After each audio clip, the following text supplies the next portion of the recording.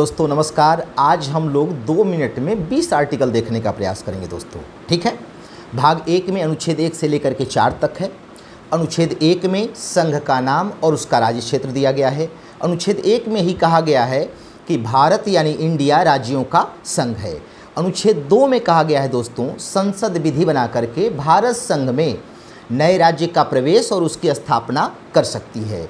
अनुच्छेद 3 में नए राज्यों का निर्माण, उनके नाम, सीमा और क्षेत्र में परिवर्तन दिया गया है और ये अधिकार संसद के पास है। तो नए राज्यों का निर्माण अनुच्छेद 3 में है दोस्तों, उनके नाम, सीमा और क्षेत्र में परिवर्तन भी अनुच्छेद 3 में है।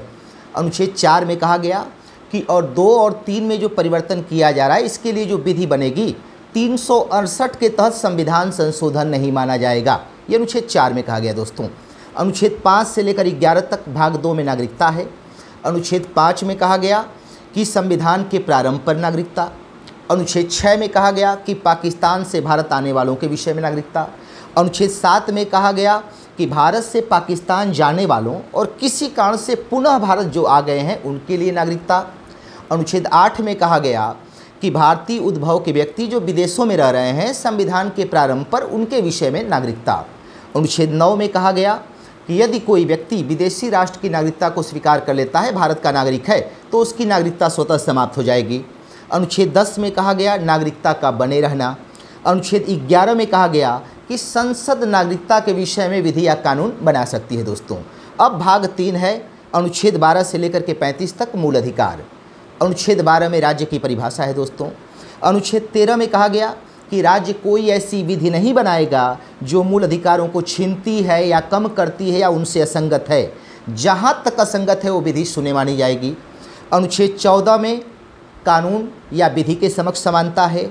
अनुच्छेद 15 में कहा गया कि धर्म आदि के आधार पर विभेद का प्रतिषेध, अर्थात राज्य किसी भी नागरिक से धर्म, मूल वंश, जाति, लिंग, जन्म स्थान के आधार पर भेदभाव नहीं करेगा।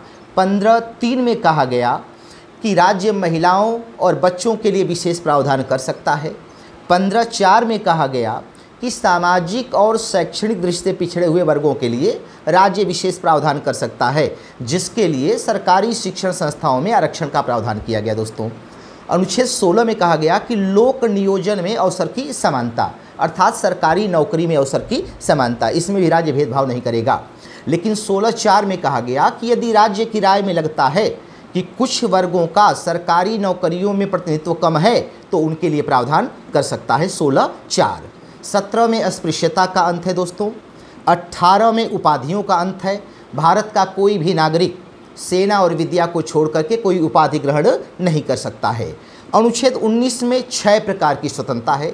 अनुच्छेद 19(1) में क से लेकर के 6 तक 6 प्रकार की स्वतंत्रता है दोस्तों, ठीक है। अनुच्छेद 19(1) क में कहा गया वाक और अभिव्यक्ति की स्वतंत्रता दोस्तों, और इसी 1 क में वाक और अभिव्यक्ति की स्वतंत्रता का ही विस्तार हो गया कि प्रेस की स्वतंत्रता इसमें शामिल हो गई, झंडा फहराने की स्वतंत्रता इसमें शामिल हो गई, तमाम चीज़ें इसमें शामिल हो गई। 19(1) क कहिए, अ कहिए, चाहे ए कहिए। 19(1) ख में शांतिपूर्ण निरायुध सम्मेलन की स्वतंत्रता। 19(1) ग में संगम या संघ बनाने की स्वतंत्रता। 19(1) घ में भारत के किसी भी क्षेत्र में संचरण करने की स्वतंत्रता। 19(1) अंग में भारत के किसी भी क्षेत्र में बस जाने की स्वतंत्रता। 19(1) च को निकाल दिया गया जो संपत्ति की स्वतंत्रता थी 44वें संविधान संशोधन 1978 के द्वारा। तो 19(1) छ में कोई भी वृत्ति, उपजीविका, रोजगार अपनाने की स्वतंत्रता दोस्तों ये है। और 20 में कहा गया है दोष सिद्धि से संरक्षण। धन्यवाद दोस्तों।